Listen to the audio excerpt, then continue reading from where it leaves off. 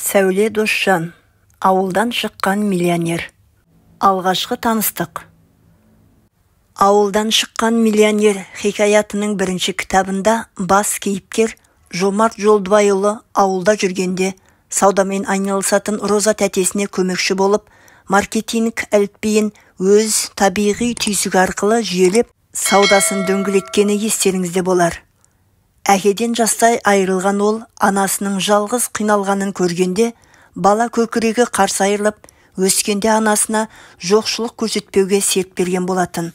Сөйткен Жомарт еңбекқорлығы мен табандылығының арқасында 17 жасында алғашқы миллион теңгесін тапқан. Тапқаны сол оқып жүріп еңбек етіп, мектепті бітіргенше ысыраптан бойын аулақ салып, тиынға тиын қосып, онысын үнемдеп, ыждахатпен жинады емес пе? Арман болған Алматыға келіп, қалаған оқу орнына түскен соң, біздің жасөспірім оқырманға жақсы таныс Жоматай кейіпкеріміз сол ақшасына шағын дүкен сатып алып, жоғары оқу орнын бітіргенше саудасында жүргізіп, білімінде алып, елі ертеңінен үміт күткен ер азамат қатарына қосылып та қалған. Бала жастан анасына ауылдан көктөбел үй салып бергісі келуші еді. Сол арманы орындалуға шақ қалған еді. Қанша дегенмен, анасының жалғыз панасы өзі емес пе? Арманындағы үйін алып, жан-жағын бау-бақшамен жайнатып, қораны малға толтырам деген мақсаты жүзеге асып келе жатқан Жомарт асыққанды ұнатпайтын. Барлығын ақыл өлшеміне салып, жоспарлап іске асырғанды жөн көретін. Бұл кезде астында арзандау болса да, жаңа көлік мінген, онысы күнделікті шаруаларын тез тындыруға көп септігін тигізіп жүр. Ауылда көк есегін мініп, дүкеннен апасының керек жарағын таситын еді. Жоғарғы сыныптарда артында жүк тасығышы бар велосипеді болды. Енді қалада көк машинесі жақсы болды. Енді Жомарт ұсақ-түйек сауда жүйесінен өсіп, үлкен бизнеске қол жеткізуді армандады. Әйтпесе, балам өскенде бай болады. Бай болғанда жай бай емес, Жомарт бай болады. Ағайынға дастарханы жаюлы, жоқ-жітікке қайырымды, ауру сырқауға мейірімді болады. Қолы ашық, көңілі жай, Жомарт бай болады, деген әкесі Жолдыбайдың арманының үдесінен қалай шықпақ. Осындай оймен Алматы көлік кептелісінде тұрған Жомарттың кенет қалта телефонына шыретті. «Әлеу, Жомарт бала, қайдасың? Біздің үйге келіп кет!» деген байсалды сырбаз дауыс есін жазбай таныды. Хабарласқан кісі университеттегі ғана емес өмір жолындағы ұстазы Боранбай Жүсіпбекұлы еді. Ол үйге бармағалы көп болған. «Құп аға!» деп көңілі күрт көтерілген жас жігіт кептелістен шыға сала, сара даңғылмен зырғытып келе жатқан. Кенет көзіне қазына кітап дүкені шалына кетіп, солай қарай бұрылды. Тек қана қазақ тіліндегі кітаптарды шығарып сататын бұл дүкеннің иесі Алмас Шайкен деген ұлтшыл кәсіпкер жігітті өнеге тұтып, қатты сыйлайтын. Қазақ кітаптарын оқитын ұлтжанды ұрпаққа қызмет етуге бел буған Алмас ағасымен кездесіп, кейде бизнестің қыр-сыры жайлы ұзақ сөйлесетін. Сәті түссе ағасына сәлем бере кетпекші болды. Кітап дүкенінің табалдырығынан аттай салысымен сөрелердегі тізілген су жаңа кітаптардың ерекше аурасы жанына жайлылық сыйлаған. Қорғасындай салмақты жанарын төрт қабырғаны тұтас алып тұрған кітап сөрелерінен айырмай, асықпай барлап жүргенде, көзіне «Ауылдан шыққан миллионер» кітабы оттай басылған. Жақсы мұхаба сәтті қойылған кітап атауы кітап дүкеніне келген оқырман назарын алғашқы 7 секундте өзіне аударып ала алады деген сөз расау. «Мынау неткен әдебі мұхаба» деп кітапты қолына алды. Алғашқы бетін парақтағанда, ол туылғанда әкесі бірден атын Жомарт қоямын деді деген жолдарды оқып, өзі аттас кейіпкерге назары ауып, қызыға қалған. Оқи келгенде бұл оқиға өзінің өміріне ұқсайтынына таңғалды да, тез-тез парақтап шықты. Бұл кітапта жібек анасы да, Роза тәтесі де, сыныптастары да, тіпті алғаш бойында ғашықтық сезімін оятқан Айшархан мұғалімі де жүр. Аттары еш өзгеріссіз берілген. Жомарт аң-таң болып, сол көңіл күйден арылмаған күйі кітаптардың бірнешеуін сатып алды. Боранбай ағаның үйіне кіргенде, жоғарғы жаққа өтпей жатып ақ, Ол үйде қонақтар бар екенін түпкі бөлмеден шығып жатқан дауыстардың ашық жарқындығынан аңғарды. Жомарт, кел, деп үй иелері құшақ жая қарсы алды. Қонақтармен амандасып болған соң дастархан басына жайғасқанда: Жоматай, сен жұлдыз болып жатырсың. Сен жайлы кітап шықты ғой, білдің бе? Деп сүйіншіледі Боранбай ағасы. Соны жаңа ғана кітап дүкенінен көріп, таңғалып келе жатырмын аға, деді Жомарт. Жомарт балам, құтты болсын. Кім жазғанын білдің бе? Мына төрде отырған жазушы апайыңды танисың ба? Деді. Жомарт 2-3 жыл бұрын осы Боранбай ағасының шаңырағында танысқан жазушы апайы өзінің ауылдасы болатын. Ол кісі Жомарт төменгі сыныптарда оқып жүргенде мектеп бітіріп кеткен еді. Ауылдан шығып 17 жасында миллионер атанған Жомарттың өмірбаянына қызығып, көп қазбалап сұраған. Тіпті жібек анасының, Роза тәтесінің телефон нөмірлерінде жазып алған болатын. Демек, менің өмірімді зерттеп, мына кітапты осы кісі жазып шыққан болды ғой, деген ой келді. Жомарттың өңі ұялғаннан тыз етіп дуылдап сала берді. Апай, көп рахмет сізге. Менің өмірімді өз басыңыздан кешіргендей шынайы суреттепсіз, деді Жомарт шын ниетімен ықыласын білдіріп. Жомарт айналайын, сенің өмірің менің бала кезіме де ұқсайды. Сен туған Ақтам деген жерде сол ел, сол мекеннің ауасын жұтып өстім менде. Сен сияқты мен де жастайымнан жетімдік көріп, ауылда жоқшылықтың азабын тартқанмын. Кейін арман қуып Алматыға келдік. Жомарт образы бұл жерде көп қазақтың басында бар жиынтық бейне десекте болады. Деген жазушы өзін байыппен тыңдай қалған сүйкімді кейіпкерін жүректен шыққан жылы сөздермен айналып толғанда жақсы тілегін айтты. Оныңыз рас, барлығымыздың да балалық шағымыз ауылда өтті ғой. Бірде бар, бірде жоқ болып, ел қатарлы ел жеттік, арман қуып қалаға келдік. Кейінірек кәсіп ашып, ел қатарына қосылдық қой, деді отты жанары иманды жүзіне үйлесе кеткен жігіт ағасы. Жомарт, танысып қой, мына ағаң Исламбек Төлеубайұлы деген кәсіпкер. Сенің осы кісіден үйренерің мол, талабың таудай болған соң, таныстырайын деп әдейі шақырдым, деді Боранбай Жүсіпбекұлы. Сені жақсылап тапсырып отырмын. Ағаңның жанында жүріп, тайм-менеджменттің сыр-сырын үйренер кезің жетті. Оның үстіне пиарыңды жасап, Зәуре апайың өзің жайлы кітапта жазып шығарды, деп күлді. Ат жақты жылы жүзді нұрлы жанарымен адамды құрметтей қарайтын Исламбек ағасы бұған бір қарап, күлімсіреп басын изеп қойды. Дүйсенбі күні кеңседе күтем сенені шегім, деді сосын. Әр қазақтың баласы бай болып мақсатына жетсе екен, деген арманмен жазылған Зәуре апайдың еңбегі мыңдаған оқырманның жүрегіне үміт отын жаққаны рас. Жомарттың жетістігін жақсы жазып шыққансыз. Жомарт кейіпкердің бойынан барлығымызда өзімізді көргендей болдық. Ерен еңбегіңізге рахмет, деп аса үлкен ілтипатпен жазушыға ризашылығын білдірді.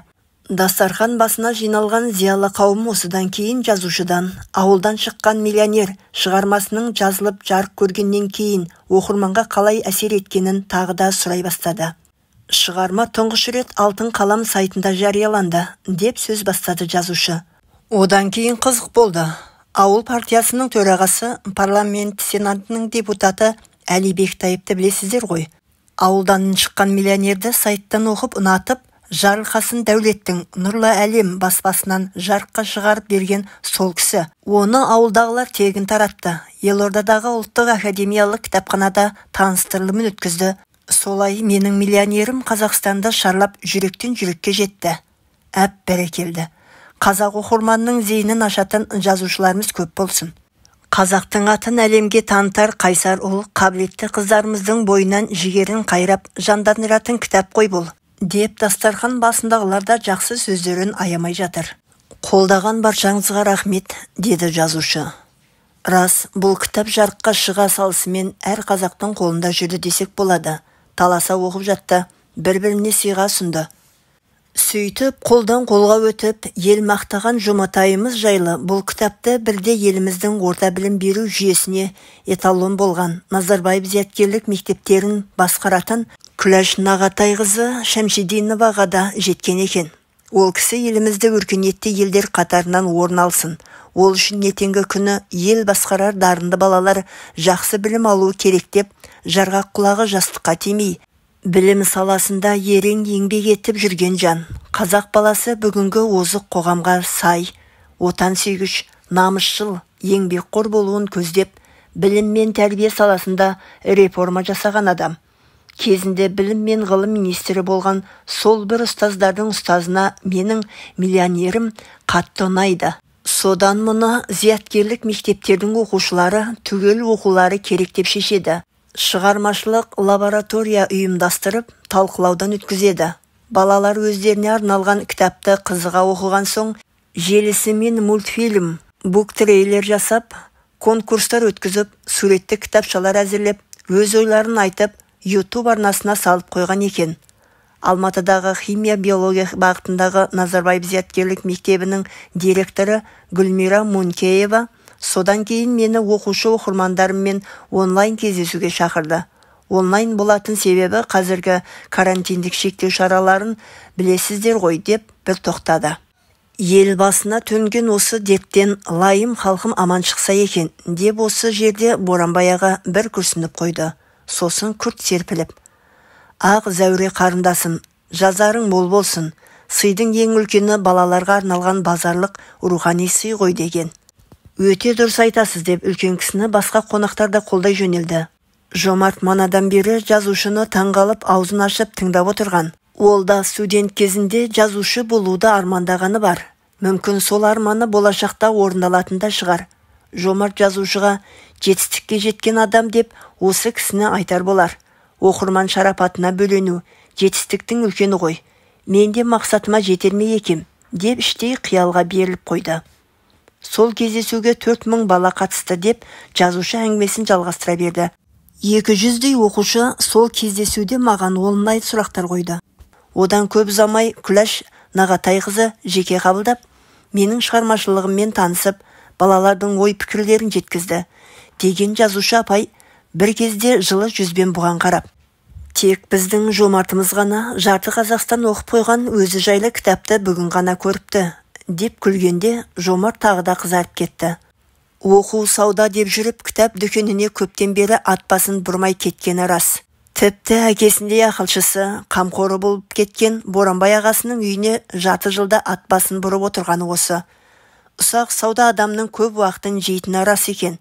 Жұмысты жүйелеп, жоспарлап жасағанда ғана толыққанды бизнесті құруға болады.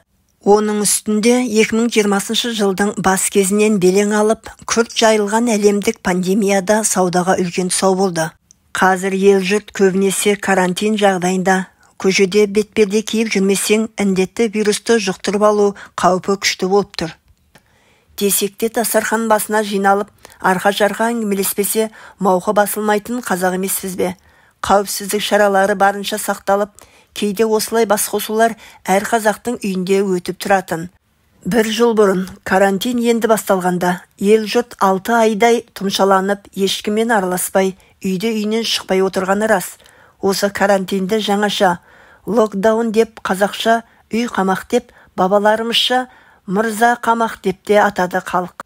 Енді қазір карантин шаралары біраз жұмсартылып, оңтайлы қалыпқа енгенде сыйлас ағайын туған бір-бірімен осылай қайта араласа бастаған.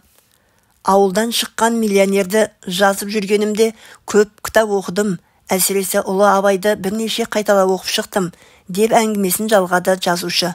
Сонда есіме Мұхтар Әуезовтің өз заманында айтқан Абай лебі, Абай үні, Абай тынысы, заман тынысы, халық үні. Бүгін ол үн біздің де үнге қосылып, жаңғырып, жаңа өріс алып тұр дегені түсті.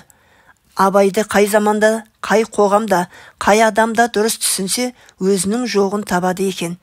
Мен де қазақ елінің тізгінін ұстап қалар өскелең ұрпаққа арнап жазған кітабымда соларға көрсетер жолды, айтар сөзді Абайдан таптым.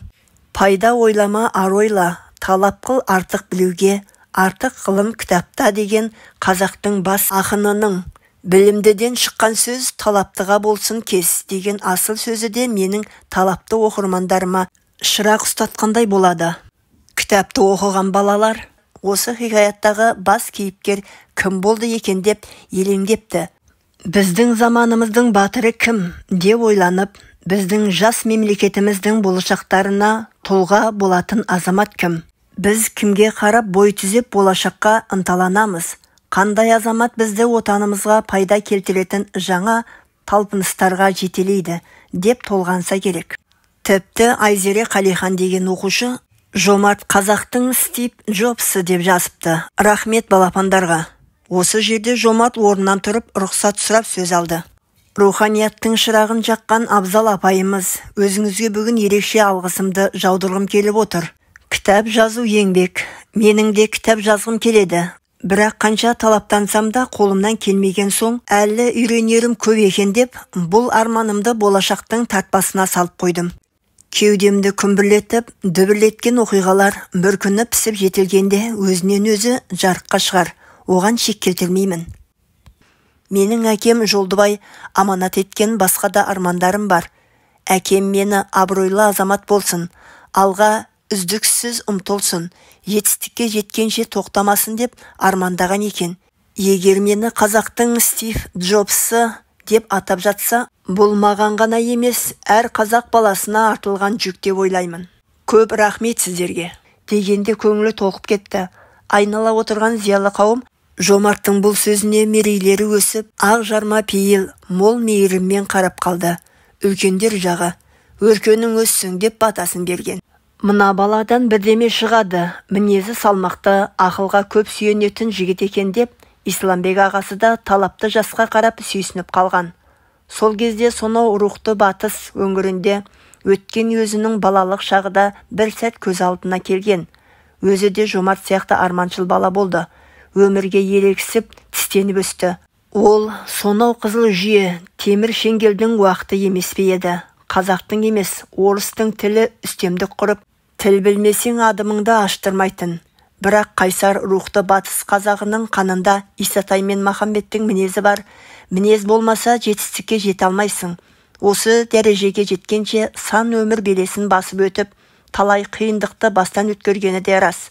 Адам баласы болған соң өмірде ұлы тұлғаларға еліктеп, сол тұлғалардың тәжірибесінен үйреніп, жолмен жүргісі келеді ғой. Мынау Жомарт та сондай екен. Қазір жас емес пе? Заман өзгеріп, сандық технологиялар дамып жатқан қазіргі жаңа кезеңде Жомарттай жастың арманының асқақ болмауы мүмкін бе? Исекең осындай оймен отырғанда жазушы бұған зейінін аударып, мынау отырған Жомарт қана емес, Исламбек Төлеубайұлындай үлкен тұлғада миллионер кітабының прототипі болуға әбден лайық. Ағасы бардың жағасы бар, інісі бардың тынысы бар деген ендігі жерде. Жомарт, мынау ағаңнан тәжірибе үйрен, алға қарай тынбай ұмтыла бер. Әлі жассың, өмірің алдыңда. Заманымыздың заңғар жазушысы Әбіш Кекілбаев атаң, алдынан үлгі таппаған іні қараң, артына үміт артпаған аға қараң деген екен. Сол заңғар тұлға айтқандай, Исламбек ағаң саған үлгі. Ал ел жақсысын оқырманға таныстырып, өнеге ету біздей қаламгерлердің жұмысы болсын, деп жазушы апай Жомарттың болашағына үлкен сенім артты. Жазушы мен кәсіпкердің кездесуі.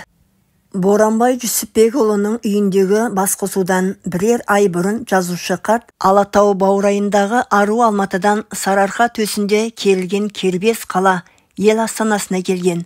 Жолдары кең, көліктер Алматыдағыдай бір-бірімен сығылыспай, еркін зырқтып жүреді. Қала көшелері мұнтаздай, еңселі жаңа үйлерде көңілге тазалық, қуаныш сыйлайды. Тұс-тұсынан салынып жатқандары қаншама. Мұның бәрі де қазақ елінің ертеңі үшін жасалып жатқан ұлы еңбек емес пе? Қуаныш сыйлайтыны да сондықтан. Нұрсұлтан төрткүл дүниенің салмақты бизнесмендері тоғысатын орталық. Бүкіл дүние жүзінің кәсіпкерлері осы арман қалаға ұшып келіп, тиімді келісімшарт жасасуға, жаңа бір жарқын жобаны жүзеге асыруға күн сайын үздіксіз ұмтылып жатады. Ауылдан шыққан қазақтың талай миллионері Сарыарқа төсіндегі осынау қаланың небір көркем бизнес орталықтарында үлкен кәсібін дөңгелетіп отыр. Жазушы аппақ Lexus көлігімен Астананың түзу даңғыл жолдарымен зулатып келе жатып, жан-жағына байыппен көз тастап қойды. Түс мезгілі таяп қалса да көшеде адам қарасы аз. Қала тұрғындары таң ата салысымен кеңселеріне жетіп алады.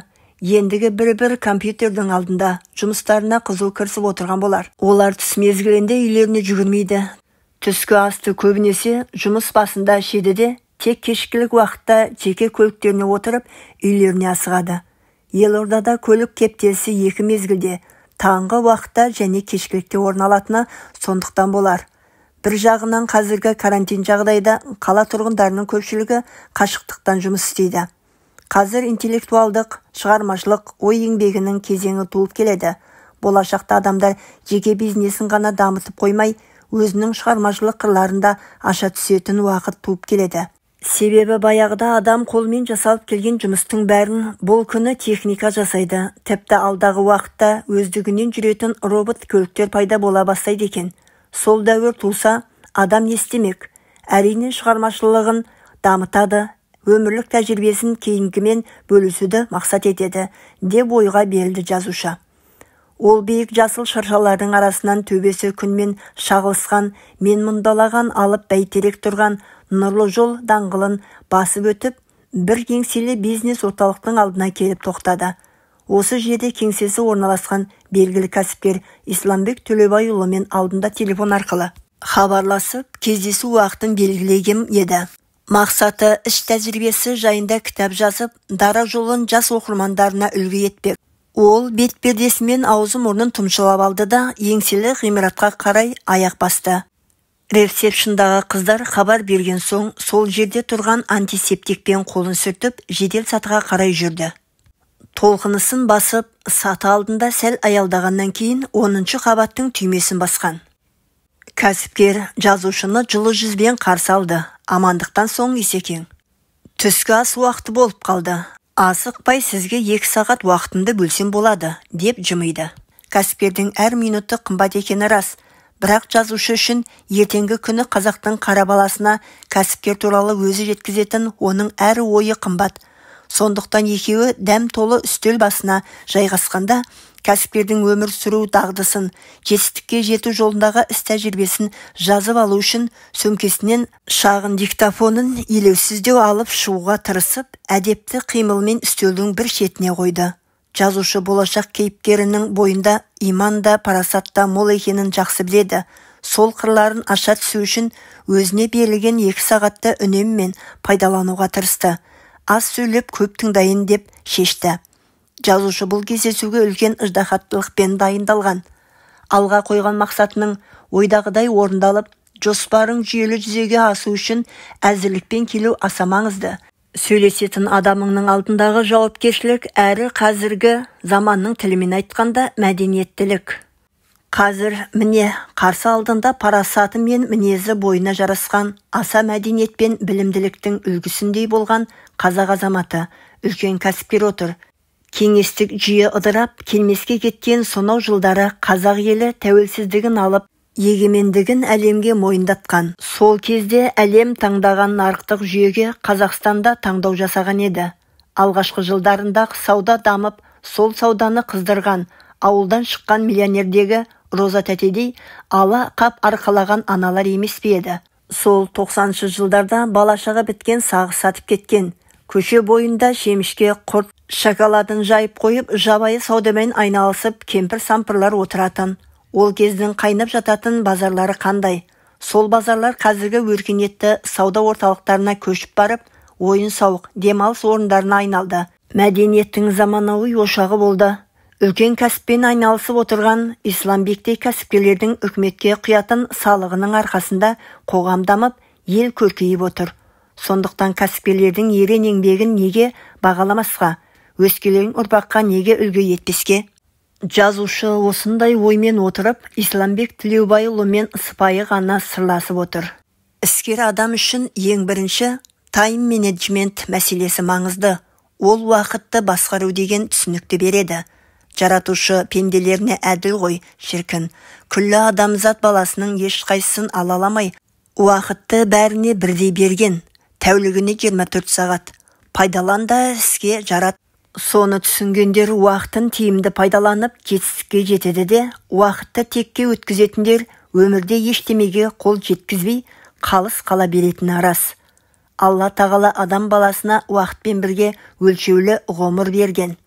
Алайда сол ғұмырды әркімге әрқалай береді екен. Біреудің ғұмыры қысқа болса, біреулер керісінше ұзақ жасайды. Жазушы мен кәсіпкер осындай философиялық тақырыпты маздатып, терең сұхбатқа бойлап кетті. Сол бәрімізге бірдей берілген уақыт мырзаға біз қаншалықты тәуелдіміз? Әрине уақыт бізге тәуелді емес қой, деді жазушы кәсіпкердің жүзіне барлай қарап. Дұрыс айтасыз, уақыт өлшемі деген бір феномен. Ғасырға бергісіз өтпей қоятын бір уақыт болады. Адам күйзеліске түсіп қиналып, немесе бір хабарды күткен кезде сағат тілі жылжымай қоятындай көрінетіні рас. Ал бақытты кезеңдер ше, жалт етіп өте шығатын мезет сияқты ғана болатыны бар емес пе, деді тұңғиық ойға беріліп. Қандай жағдайда да уақыт сағаттан минутқа, минуттан секундқа бөлшектеліп, ұйықтаса да, ояу болса да бір аялдауды білмейді, сынаптай сырғып өтіп жатады. Оны тоқтату мүмкін емес. Оны ешқашан жеңе де алмайсың. Тек уақытты өз пайдаңа жарата алсаң ғана сен оны жеңесің. Ол үшін әр адам алдымен өзін басқара алуы, өзіне берген әр сәтті табысты болуға тиімді пайдалануы керек. Конфуций 3 сәт ешқашан қайта оралмайды. Ол уақыт, сөз және мүмкіндік. Сондықтан уақытыңды жоғалтпа, сөзді ойланып айт, мүмкіндігіңді жіберіп алма деген екен. Біздің бабаларымыз да ұрпағына уақытыңды есіл өткізбе, айтылған сөз атылған оқ деп үйретті емес пе, деп сөзін сабақтады кәсіпкер. Уақытты өз қажетіне жаратуды әдетке айналдырған адам жетістікке жетеді. Заманында шәкәрім қажы, сөзіңді түзе әдетіңе айналады, әдетің мінезіңе айналады, мінезің сенің тағдырың деген ғой. Жақсы әдет пен жақсы мінезде адамның уақытқа билік жүргізуіне, өз пайдасына жаратуына, яғни тайм-менеджментті игеруіне мүмкіндік жасайды, деді ол. Бұл кездесуге бөлінген 2 сағат 2 минуттай болып, зырғып өте шықты. Бір кезде есік қағылып, хатшы қыз кірді де, кәсіпкерді адамдар күтіп отырғанын ескертті. Жазушы мен кәсіпкер келесі жолы Алматыда кездеспек болып уағдаласқан. Ортақ таныстары Абыз Ақсақал Боранбай Жүсіпбекұлының шаңырағында кездесетін болып келісіп, жылы қоштасты. Жазушының бұл күнге тағы 1-2 кездесуі белгіленген болатын. Көлігіне отырып, сағатына қарап еді. Әлі біраз уақыты бар екен. Ол енді көптен жағасына барып, сырласпаған ерке есіл бойын бетке алып жүрді. Нұрсұлтан шығыстан туған жарық жұлдыз әлемге белгілі шаһар ғой. Есіл сұлу қаланың мойнына оралған мөлдір моншақ тәрізді қаланы айналып ағып жатыр. Зәулім, әсем көпірлері қандай шіркін. Кеше ғана күллі ел болып атқарған Елорданың 20 жылдық мерейтойына арнайы сый ретінде Атырау облысы мынау бекіре балыққа ұқсаған көпірді салып берген болатын. Көпірді көлбей өткенде саябақ аймағы басталады. Онда жаяу жүргіншілер демалатын орындар бар. Саябақта айнала велосипед желісі созылып жатыр. Бекіре балығы Атырау өңірінің символы болып саналады. Жазушының өзі жаңа ғана сұхбаттасып шыққан Исламбек Салжановтың ата-бабалары сол киелі мекеннен шыққан. Уақытты тиімді пайдалану іскер адам үшін ең маңызды нәрсе екенін Исекең жақсы айтты емес пе? Уақытты пайдаланудың тиімді жолдарының бірі үйрену деген кәсіпкердің сөзі құлағына келгендей болды. Адам дүниеге келгеннен кейін тәй-тәй басып үйренеді. Сәбидің алғашқы тілі шыққан сәті қандай тәтті. Уақыт жылжыған сайын балапан өсіп, айналасын пайымдап, белгілі бір дағдыларға қарым-қатынас әліппесіне үйренеді. Құранда да үйрен, үйрен және үйрен деген екен.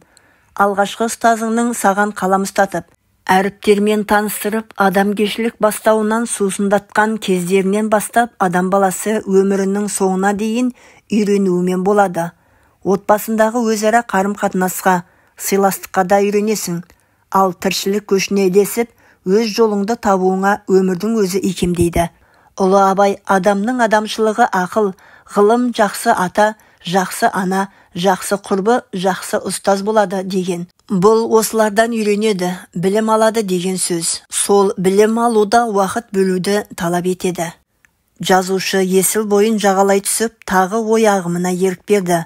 Өмір жайлы адамның орны туралы толғанды. Университет пен колледжге түсіп оқыған жылдарыңа да уақыт кетеді. Үйренуге, білім жинауға көп уақыт бөлу қажет. Сол кезден бастап әйтеуір диплом деп аталатын қатырма қағазды ғана алып шықпай, уақытыңды дұрыс жұмсап, өзіңді дұрыс басқаруды үйренуің керек. Егер ештеңе үйренбей, уақытты ойнап күліп дегендей текке өлтірсең, сол кеткен есіл уақыт жасың ұлғайған сайын жылап алдыңнан шығады. Сен оның орнын ешқашан толтыра алмайсың, бәрі кеш болады. Уақыты өтіп кетіпті деген өкініш сол болады, деп ойлады ол. Бақытжан Бұхарбай деген журналист бизнестегі уақытты тиімді жұмсау, яғни тайм-менеджмент туралы. Тайм-менеджмент уақытты басқару емес, өзіңді басқару. Уақытты басқару мүмкін емес. Бұл әлі ешкімнің қолынан келген емес. Егер уақытты басқару мүмкін болса, онда Александр Македонский, Юлий Цезар және Шыңғысхан өлмеседі. Тіпті пайғамбар да о дүниеге кетпеседі. Уақыт бұл сенің әміршің. Оны қалай басқаратының емес, оны қалай құралға айналдыратының маңызды деген екен. Әлемге танымал қазақстандық спортшы Геннадий Головкин болса, Синек бизнес форумында жастарға чемпиондыққа қалай қол жеткізуге болатынын айтып, тәжірибе бөліскенде уақытқа ерекше назар аударатынын атап өткен. Көп уақытымды жаттығу алаңында өткіземін. Бар болғаны бұйырған бос уақытты бағалауға тырысамын деген еді. Сонымен қатар жастарға қазір күштілер мен батыл жандардың уақыты іске кірісіңдер. Шын мәнінде қолдан келмейтін еш нәрсе жоқ. Мен Қарағандыдан шыққан қарапайым жігітпін. Белгілі бір жетістіктерге жеткендіктен қолдан келмейтін еш нәрсе жоқ екенін жақсы түсінемін. Деген еді сол жолы даңқты боксшы.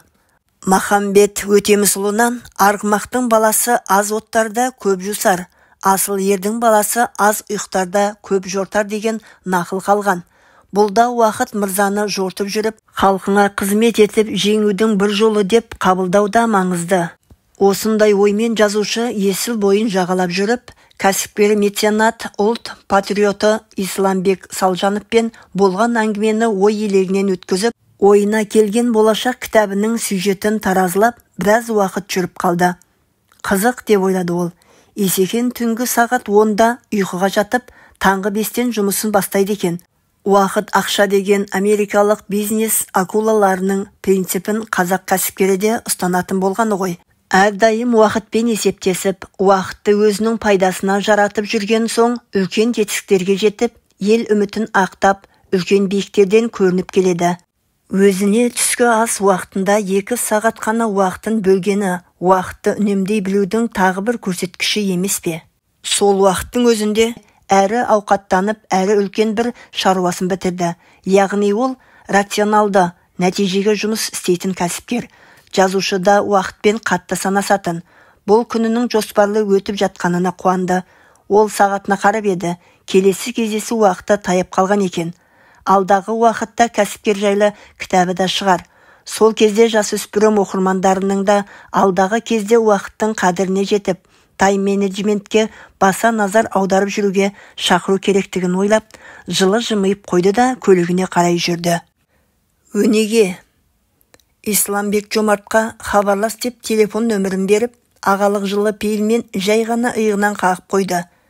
Міндетті түрде, аға, деп Жомарт та інілік ілтипатын білдірген. Жомарт жастайынан әкеден жетім қалса да, ес білгелі айналасындағы жақсы адамдардың қолдауын көп көріп келеді. Әкесі қайтыс болған соң бастапқы кезде анасы жібек екеуі қиындыққа тап болса да, ел ішіне келген соң маңдай тер еңбек етудің арқасында тіршілік көшіне ілесіп жүре берген. Ел іші өлтірмейді деген рас екен. Жомарт үйіне қайтып бара жатып, Исламбек ағасын ойлады. Ғұлама Әл-Фараби адамға ең бірінші білім емес, тәрбие керектігін, тәрбиесіз берілген білім адамзаттың қас жауы екенін, келешекте апат әкелетінін айтқан ғой. Ал ғылым адам тәрбиесін интеллектуалдық, адамгершілік, эстетикалық деп үшке бөледі. Жомартқа Исламбек ағасының бойынан осы үшеуде табылатын сияқты көрінді. Жалпы Жомарт бір нәрсені көкейіне жақсылап түйген. Қазақ халқының жылқы кісінескенше, адам сөйлескенше деген мәтелі даналыққа толы болып шықты. Жомарттың бір қасиеті жақсы адамдармен тіл табысып сөйлесіп кететін. Сол қасиетінің арқасында айналасындағылардан демеу, қолдаудан ада болған жоқ. Жақсы адамдар үнемі өздері хабарласып, жағдайын сұрап, халін біліп тұратын. Білгендерінше ақыл кеңестерін айтушы еді. Үлкендерден көрген бұл өнегені жомарт өзінен кішілерге қолданып жүрген. Талабы бар іні қарындастарына ағалы қамқорлығын аямай, білгенін үйретіп, ақылын айтып жүруші еді. Өмір мектебі. Алматының түні таңға жайып, ашық тұрған балконнан жанға жайлы самал есті. Тау жақтың түнгі сап ауасы жанын рахаттандырды. Исламбек Төлеубайұлы тұтас шыны қабырғаға таяп келіп, жарықтары самаладай жамыраған сұлу Алматыға көз тастап ойланды. Бүгін жомартты көріп өзінің балалық шағын есіне алды. Баяғыда ауыл ақсақалдарының шыбық мініп шауып жүретін кішкентай тентектерден ата тегін сұрайтын дәстүрі болатын. Бір күні бұдан «Руың кім?» деп сұраған. «Таз» деген кішкентай Исламбек үйдегі үлкендердің үйреткенін айтып, сонда қалжыңшыны аралас төбеден түскендей қойып қалатын қыңыр шалдар. «Сен мұнда неғып жүрсің? Кірме болып» деп қыжыртты. «Осы жерде тудым». «Әй бала, туған жерің бұл емес». Ақиып қараған ақсақалдың көзіне балақай бір қарады да, аузы бұртиып, намыстанып үйге қарай шапқылай жөнелді. Сұлтангерей атасына келіп, «Неғыл деп жатыр ана шалдарың?» деп мұрнының үсті телеп ашу шақырды.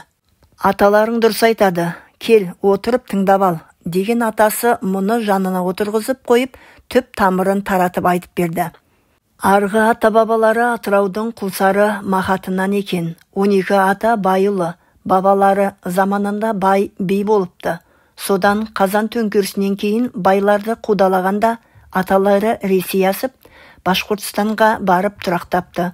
Содан 1928 жылдан 1958 жылға дейін сол елде 30 жыл өмірлерін өткізіп, ел арасы тынышталғанда елге қайтпасақ болмас деп қайта көшіп келіпті.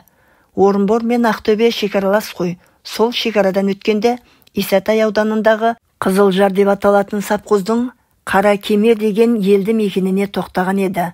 Исекеңе осы туып өскен Қара Кемері ыстық. Әкесі Төлеубай қарапайым жүргізуші болатын. Күн шыға жұмысқа кетіп, түн жарымда оралатын еді. Табатын табысы азғантай ғана. Сонда да отбасын асыраймын деп жарғақ құлағы жастыққа тимейді. Кеңес үкіметі заманында ауылда жүргізушілердің күн көрісі ортадан төмен болса, Сапқоздың қойын бағатын шопандары керісінше ауқатты тұратын. Ол кезде Сапқоздың мыңғырған малдарының арқасында Қазақстан, Ресей мен басқа одақтас елдерді ет, сүт өнімдермен қамтамасыз ететін. Сондықтан ол заманда елдегі ауыл шаруашылығына қатты мән берілетін. Бай шопандардың балалары мотоцикл, Жигули мініп жүргенде, қарапайым жүргізушінің баласы Исламбек 2 дөңгелекті велосипедім болса деп армандаушы еді. Анасы Теңкеде отбасындағы 6 баланың қамымен таң алагеуімнен тіршілік қамына кірісіп, кеш батқанға дейін бір тыным көрмейді. Ауыл шаруашылығындағы жұмысы тағы бар. 2 ортада жүгіріп, тыным таппай жүргені. Ес білгеннен үй ішіне қолғабысын тигізуге тырысып, бір жағына шығып жүретін Исламбек анасының нағыз қолғанаты болды. Басы жастыққа тимейінше тыным көрмей тыпырлай беретін анасын аяйды.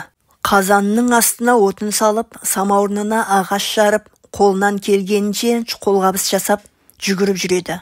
Кешкілікті әкелерінің жұмыстан келуін күтетін балалар ол кісі кейде кешігіп жатса шыдамай ұйықтап қалады.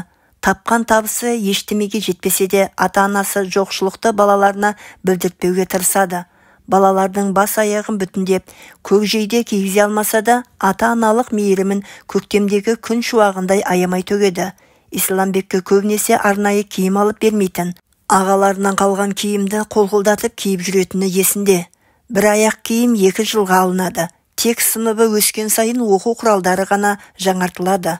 Отбасының осындай жағдайы ойландыратын Исламбек ер жетіп азамат болғанда қайткенде ата-анама қолғабыс жасаймын, еңбекке араласып, үй ішінің жетпегенін жеткізетін боламын деп қиялдайтын. Қолдары қалт еткенде Қаракемер ауылының қарасирақ балалары жиналып алып, ауылдың шаңын бастарына көтеріп, ойыннан өштерін аладай дейсін. Сондағы ойнайтын достарының ортасында орыс балалары да болатын. Солармен араласып жүріп, орысша тіл сындырып, әжептеулі сөйлейтін. Сөйтіп мектепке баратын уақыты да келіп жетті. Қаракемерде қазақ мектебі жоқ. Амалсыз орыс мектебінің табалдырығын аттаған. Төлеубай әкесі балаларын орыс мектебіне беруге мәжбүр болып, амал жоқ бір күрсінді. Жастайынан зерек болып өскен Исламбек әдегеннен оқуға құлшына кіріскен. Оған бәрі қызық. Енді не айтар екен деп мұғалімнің аузын аңдиды да отырады. Танымды нәрсе айтса, қағып ала қояды. Сөйтіп салғаннан үздіктер қатарынан көрінді. Жыл артынан жыл өтіп, аз кем жоқшылыққа мойымай, ұядай жылы отбасы ошағына жандары жылынып, көңілдері тоқ, Төлеубай балалары өсе берген. Исламбек сабағынан келе сала, үй тіршілігін қора-қопсы жақты бір шолып, азын-аулақ малдың жайын бір тексеріп алады. Анасы да мұны күтіп отырғандай шаруаға жұмсай қояды. Исламбек есілдерді ойынға ауып, даланы аңсап тұратын бала емес еді. Сондықтан анасы оны қолғанатым деп іштей айналып толғанатын. 5-ші сыныпты бітіргенде балалардың көпшілігі сынақ тапсыруға дайындалып жүргенде, сабақта үздік аяқтаған Исламбек жазғы демалысқа да шықты. 10 жастан енді асқанымен бойшаң мінезі салмақты. Соңғы қоңырау соғылған күннің кешінде әкесін жұмыстан күтіп, айналшықтап жүріп алды. Үйдің таусылмас тірлігінен әрең босаған анасы, «Ұлым-ау, неге әлі жатпай жүрсің?» десе, «Әкеммен әңгіме бар», деді байыппен. «Өзі шаршап келетін әкеңе не айтпақсың? Керегіңді маған айтсаңшы». «Жоқ, сіз ол мәселені шеше алмайсыз». «Ол не мәселе сонша, шешең шеше алмайтындай?» деп анасы таңғалып, тіршіліктен қажыған жүзіне сәл күлкі үйірілген. Дәл осы кезде әкесінің көлігінің гүрілдеген даусы естіліп, аулаға келіп тоқтай қалды. Анасы қазанына, баласы далаға жүгірді. Сөйтіп әкесін қарсы алып, жуынып, шайынып, дастархан басына келіп отырғанша үйіріліп, ақыры сөйлесудің сәті түскенде анасы: «Әкесі, мына Исламбек балаң бір маңызды әңгімем бар, әкеме ғана айтатын деп, сізді күтіп жатпай жүр» деп күле сөйледі. Жарының мәселені әдемлеп жеткізгені сондай, Төлеубай ағаның үйге кіргенде шаршаңқы көрінген жанары жарқ етіп: «Ал, тыңдайық, ол не маңызды әңгіме екен?» деді. «Әке, мен де жігіт болып қалдым ғой, а?» деп Исламбек кәдімгі үлкен кісідей сөз бастады. «Иә, 6-шы сыныпқа өттің, жігіт болмай же?» деді әкесі бар ықыласым сенде дегендей. Сөзге құлақ тігіп, анасы көзінің астынан қарап қойып, сөзге араласпай күлімсіреп шай құйып отыр. «Онда», деп жалғастырды жеткеншек әңгімесін, «мен ертеңнен бастап колхозға жұмысқа шықсам ба деймін». «Не дейді?» деп қалды анасы шыдамай. Жұдырықтай баласының жұмысқа шығам дегені біртүрлі естілген. Әкесі сабырлы, байсалды жан еді. Салғаннан, «Сен бала жұмысқа жарайсың ба, буының бекіген жоқ» демеді. Кесесін алдына қойып ұлына қарап: «Сені алар ма екен? Сонда не жұмыс жасамақшысың?» деген. Исламбектің жауабы дайын болатын. «Әке, бригадир Әмірбек аға жұмыс көп деді ғой. Тауып беретін шығар. Былтыр ана Қайсар деген бала жаздай колхоз жұмысына көмектесіп, ақша тапты. Биыл Ақтөбеге оқуға кетеді екен. Соның орнына мені алса деп едім».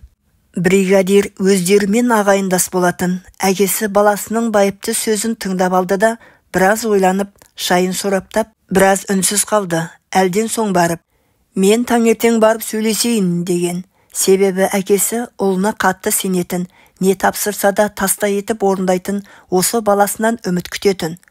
Таңертең көзін ашса, әкесі жұмысына кетіп қалған екен. Исламбек орнынан атып тұрып, колхоз кеңсесіне жүгіріп жетіп барды. «Жұмыс істеймін деп құлшынып жүрген бала сенбісің?» деді бригадир. Бұл ентіккен демін баса алмай құр басын изе берді. «Төлеубайдың баласы болсаң, әкеңе тартқан екенсің. Колхозда істеймін деген кісіге жұмыс жетеді. Ертең шаршадым деп келмей қалып жүрмейсің бе?» «Жұмыс болса істеймін аға». «Ал онда кірісе бер», деген бригадир оны тракторшының көмекшісі етіп жіберді. Жауын құрттай баяу жылжыған көк тракторға мінгесіп, жайлауға көшкелі жатқан қойлы ауылға келгенде бұл жерде жұмыс қызып жатыр екен. Күн тас төбеге лезде шығып алады. Жаз болды деп сыпырып тастаған тақыр басынан күн өтіп әлден телей бастады. Қыстан қалған малдың көңін күрейміз дегенше тер бұршақтап көзіне құйылса, балаң білегімен сыпырып тастап әрі қарай жұмысқа кіріседі. Таудай болып үйілген қидың иесін бұрқыратып тракторшы күресе, мұның жұмысы арнайы көліктің ат шаптырым тіркемесінің айналасына төгілген көңді қол күрекпен жинастыру.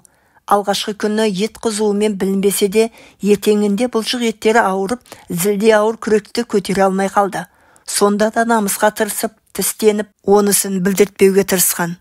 Кешке жұмыстан шаршап келген, ас суын дайындап отырған анасы баласының түтігіп шаршаған түрін көріп, аяп, бармай-ақ қойсаңшы, елдің баласы сияқты жазғы демалсыңда демалмайсың ба?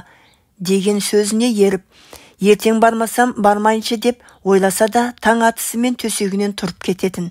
Сөйтіп алғашқы қиын кезеңдерге біраз төселгеннен кейін еті үйреніп қара жұмысқа пісіп алды. Қайта жұмысты да, әзіл қалжыңды да опырып жүретін колхоз жұмысшыларының арасында жүрген көңілді сияқты. Бірге жүрген аға апаларына бауыр басып, олардың еркелеткендерін көтеріп, жұмсаса зыр жүгіріп, 3 ай уақыттың да қалай өткенін білмей қалды. Егіс басыма, мал шаруашылығыма, жұмсаған жеріне елпеңдеп жүгіре берген ергезек бала жаз бойы демалыс көрмей, тамыз айының соңы болғанша колхоздың қара шаруасын істеп, ақша тапты. Егін орағы басталғанда комбайншының көмекшісі болып, күнге тоқыған жүзін егін орақтың шаңып қауып, маңдайы шыпылдатып телесе де 3 ай бойы қара жұмысқа әбден пісіп алған жасөспірім өз жұмысын тыңғылықты атқаратын. Сабақ басталарда колхоз шаруашылығындағы соңғы күні бригадир ағасы: "Исламбек бала, сен міне, жұмысқа әбден пістің, жігіт болды деген осы. Келер жылы келем десең ойланбай алам. Жақсы оқы бала. Сенен бірдеме шығады", деп риза болып арқасынан қақты. "Онда келер жылы да келем аға", деді Исламбек салмақты мінезінен жазбай қолын ұсынып. "Табысыңды түгел есептеп әкеңе бергіздім. Анаң қуанып қалатын болды. Игіліңе жарат, болашақта мол табыс табатын ісі берекелі жігіт бол", деп игі тілегін аямаған Әмірбек ағасының үнінен ризашылық табы білініп тұр еді. Исламбек үйіне келгенде анасы бетіне сүйіп қарсы алды. "Табысыңды әкең әкелді, енді мұнымен мектепке өзің киінесің, құрал жабдығыңды аласың", дегенде анасы ішке тебіренісін жасыра алмай көзіне мүлт етіп жас келді. Ұлының қайсарлығы ана жүрегін оның болашағынан үміттендіріп, тәубе дегізген. Еңбек пен табандылық адамды үлкен биіктерге бастайтынын айтқысы келсе де, сол қасиетті баласының бойынан көріп, бұл жолы үнсіз қалды.